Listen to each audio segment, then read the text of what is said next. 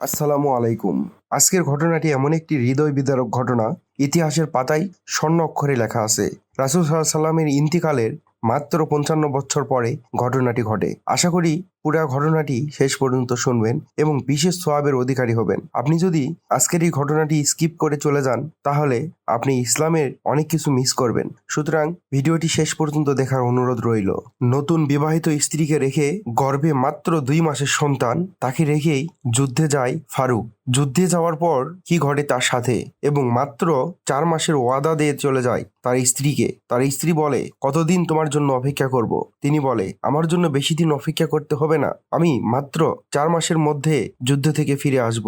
অতঃপর কি হলো তার সাথে? ২৭ বছর পরে সে যুদ্ধের ময়দান থেকে তার বাড়ি ফিরল, এবং কি হয় শেষ পর্যন্ত দেখার অনুরোধ রইল। এবং কমেন্ট বক্সে আমিন লিখবেন আপনি যদি একজন মুসলিম হয়ে থাকেন। ৪ মাসের কথা বলে যাওয়া সেই ফারুক ২৭ বছর পরে ফিরে এসে গর্ভে রাখা সেই সন্তানটিকে সে কি ফিরে পায় তার নববধূকে। জানাতে চলেছি ২৭ বছর পরে ফিরানো ফেরারি এক বাবার ইতিহাসের পাতায় মাতৃগর্ভে রাখা সেই সন্তানটি এমন একটি আলিমে দ্বীন হয়েছিল, যাকে আজ পর্যন্ত মুসলিম বিশ্বের সবাই অনুসরণ করে। মসজিদে নববীতে ইমাম সাহেব বক্তব্য করলেন ফজর নামাজ শেষে, হে মুসলিম সকল, তুর্কিস্তানে যুদ্ধে মুসলমানরা ব্যাপকভাবে পরাজিত হচ্ছে, তোমরা সেখানে যাও। কে আসো এমন যারা সেখানে গিয়ে যুদ্ধ করে মুসলমানদের জয় ছিনিয়ে আনতে পারবে? তুর্কিস্তানের বিভিন্ন ধরনের মানুষেরা দিন কায়েমের জন্য কঠোর পরিশ্রম করছেন। হযরত ফারুক যখন এই কথাটি শুনতে পেলেন, হুজুরের বয়ান শুনে তৎক্ষণাৎ তিনি তার বাড়ি ফিরে আসেন এবং ২ মাসের অন্তঃসত্ত্বা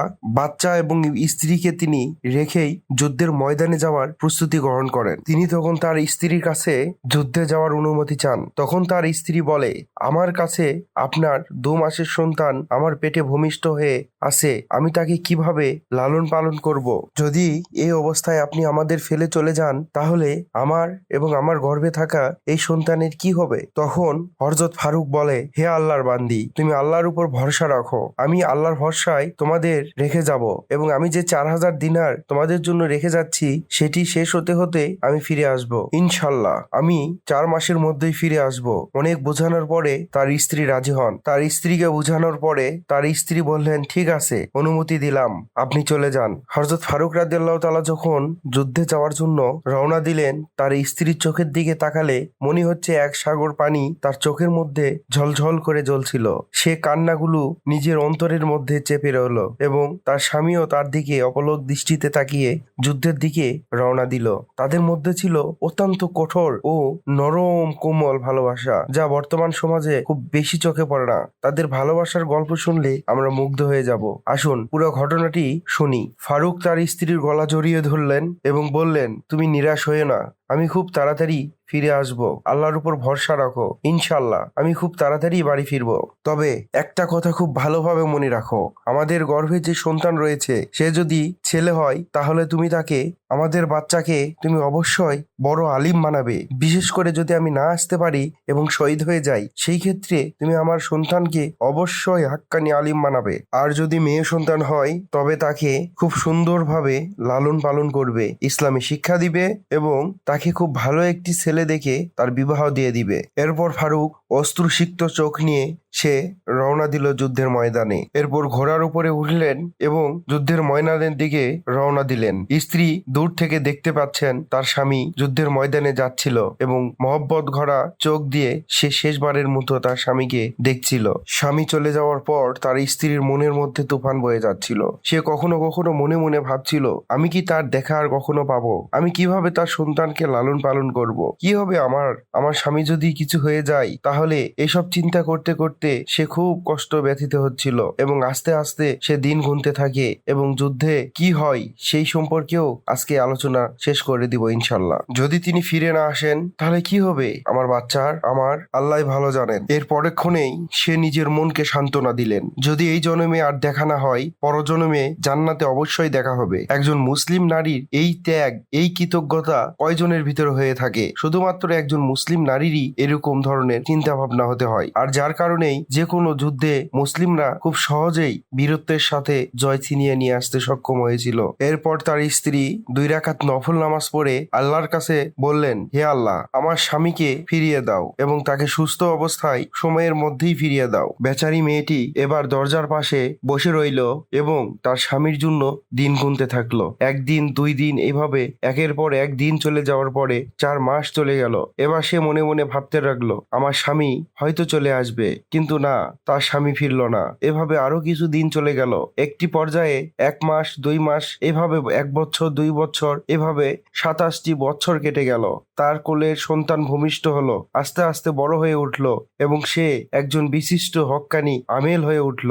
এমন একটি সময় যেখানে তার স্বামী আর ফিরে আসলো না। তারা অনেকেই মনে মনে ভাবছিল তার স্বামী হয়তো মারা গেছেন, কিন্তু যেখানে যুদ্ধ হচ্ছিল তুর্কিস্তান, সেই জায়গা থেকে অনেক যোদ্ধাই ফিরে এসেছে। তার স্ত্রী অনেকের কাছে খোঁজ খবর নিছিল, কিন্তু কেউই বলতে পারে না তার স্বামীর খবর। সে কোথায় আছে, কি অবস্থায় আছে, সে জীবিত আছে না মারা গেছে। এই অবস্থাতে তার কোনো খবরই মিলতেছিল না। একমাত্র আল্লাহই ভালো জানে তার কি অবস্থা। যুদ্ধের ময়দান থেকে ফিরে আসা অসংখ্য সৈন্যদেরকে সে জিজ্ঞাসা করলো, আমার স্বামী কোথায়? উত্তরে কেউই কিছু বলতে পারলো না। সে প্রায় তার স্বামীর জন্য দরজায় দাঁড়িয়ে অপেক্ষা করতে লাগলো যে তার স্বামী হয়তো বা ফিরে আসবে। এইভাবে দরজায় থাকতে থাকতে একটা সময় অনেকটা বছর পার হয়ে গেল, কিন্তু তার স্বামী কখনোই ফিরে আসলো না। তার স্বামীর সাথে যারা যুদ্ধে গেছিল, এমন যাদের সাথে দেখা হয় তাদের জিজ্ঞেস করে, প্রতিনিয়তই যুদ্ধের জন্য জিজ্ঞেস করে যে তার স্বামীর কোনো খোঁজ দিতে পারবে কিনা। এইভাবে কাটতে কাটতে এবং তার স্বামীর খোঁজ নিতে নিতে 10টি বছর চলে যায় এবং 10 বছর চলে যাওয়ার পরে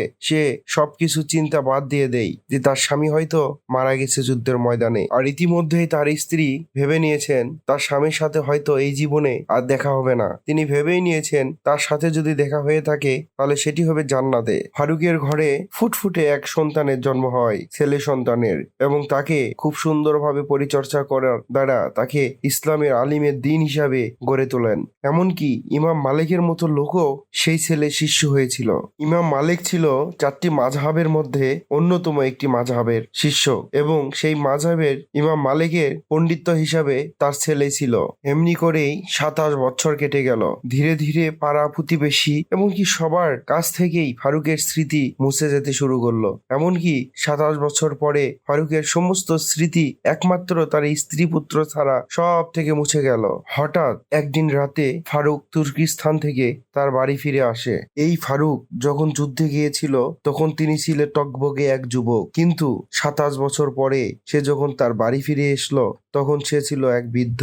এদিকে ফারুক যখন মদিনার মধ্যে প্রবেশ করে তখন তার মধ্যে এক চিন্তার ভাস শুরু হয়ে যায়। তিনি মনে মনে চিন্তা করতে শুরু করেন, আমার দেওয়া সেই অর্থ শেষ হওয়ার পরে তারা কিভাবে বেঁচে ছিল, তারা কি এখনো পৃথিবীতে জীবিত আছে, না তাদের সাথে এমন কিছু হয়েছে, আমি কি তাদের দেখা পাবো? এরকম হাজার চিন্তা ফারুকের মধ্যে আসতে শুরু করলো। তিনি মনে মনে আরো গভীর চিন্তায় ডুবতে থাকেন। তিনি ভাবতে থাকেন, আমার সন্তান কি জন্ম নিয়েছিল, আমার সন্তান কি গর্ভে থাকা অবস্থায় মারা গেছেন, না তাদেরকে নির্যাতন করে এই এলাকা থেকে বের করে দেওয়া হয়েছে। এরকম চিন্তার মধ্যে দিয়ে তিনি হাঁটতে হাঁটতে তার বাড়ির দিকে রওনা দেয়। তিনি আরো চিন্তা করলেন, আচ্ছা, আমি যে মদিনাতে যাচ্ছি তারা কি সেখানে আছেন, না ঘর বিক্রি করে দিয়ে অন্য কোথাও চলে গেছেন? এমন চিন্তা করতে করতে মদিনায় তার বাড়ির সামনে এসে দাঁড়ালো, যেখান থেকে সে শেষ বিদায় নিয়ে চলে গেছিল। সে যখন তার বাড়িতে দাঁড়িয়ে রইল, তার ছেলের বয়স তখন 27 এবং সে বয়সে একজন টকবগের যুবক তার হাতে অর্থাৎ ফারুকের হাতে তরবারি দেখে থমকে দাঁড়ালো এবং আশেপাশে থেকে আরো লোক আসলো এবং বলল যে এত বড় সাহস, আমার বাড়ির সামনে অস্ত্র নিয়ে এসেছেন। তখন ফারুক নম্র কণ্ঠে বলল, আমি হয়তো ভুল জায়গায় এসেছি, আমি অনেক আগেই এখানে ছিলাম এবং এটাই ছিল আমার বাসা। এইভাবে তার ছেলের সাথে তর্ক হচ্ছিল। ফারুকের বয়স যেহেতু অনেক বেশি হয়ে গিয়েছিল সেহেতু ফারুক খুব নম্র ভাষায় কথা বলছিল। এদিকে ছেলেটির উচ্চ কণ্ঠে ফারুকের স্তম্ভিত হয়ে গেছিল। ফারুক কি বলবে ভেবে পাচ্ছিল না। সে শুধু এইটুকুই বলল যে বাড়িটি আমার ছিল, হয়তো আমি ভুল জায়গায় এসেছি, প্লিজ আমাকে ক্ষমা করে দাও। তাদের দুজনের মধ্যে কথা কাটাকাটি হতে শুরু করলো। একজন বলল, আমাকে ক্ষমা করে দাও। আরেকজন বলল, তার ছেলে বলল, না, তুমি আমার বাড়িকে তোমার নিজের বাড়ি হিসেবে বলতিছ, এটা নিতান্ত একটি অন্যায়। তার বাবা বলল যে আমার অন্যায় হয়ে গেছে বাবা, আমি ভুল করে ফেলেছি। এই অবস্থায় আরো আশেপাশে থেকে অনেকেই জোরে আসলো এবং তাদের কথা শোনার চেষ্টা করলো। ফারুকের স্ত্রী ছিল ছিল ঘরের মধ্যে। তিনি আর তার সন্তানের মধ্যে যে ঝগড়া হচ্ছিল সেটি শুনতে পেয়ে ঘরের মধ্যে থেকে এসে দেখতে পায় এটা তার সেই 27 বছর আগে হারিয়ে যাওয়া সেই স্বামী বাড়ি ফিরে এসেছে। তখন ফারুকের স্ত্রী চিৎকার দিয়ে তার সন্তানকে বলল, হে রাবেয়া, সেই মানুষটির কলার ছেড়ে দাও, সেই তোমার বাবা। ছেলেটি তখন তার শার্টের কলার ছেড়ে দিয়ে তার মায়ের দিকে গেল এবং তার মা তাকে বলল, তুমি কি জানো এই ব্যক্তিটিকে? হযরতে রাবেয়া তখন বলল, এই ব্যক্তি হচ্ছে তোমার জন্মদাতা পিতা। ফারুকের স্ত্রী তাকে বলল, আপনি যে চলে যাওয়ার সময় 4000 দিনার আমাদের দিয়ে গেছিলেন, সেই টাকা কি করেছি তুমি জানো? এর মধ্যেই মসজিদের আজান ভেসে আসছে। অতঃপর ফারুক বলল, যে যাও, আগে নামাজ পড়ে আসা হোক, তারপরে না হয় বাকি কথাটা বলবো হনি।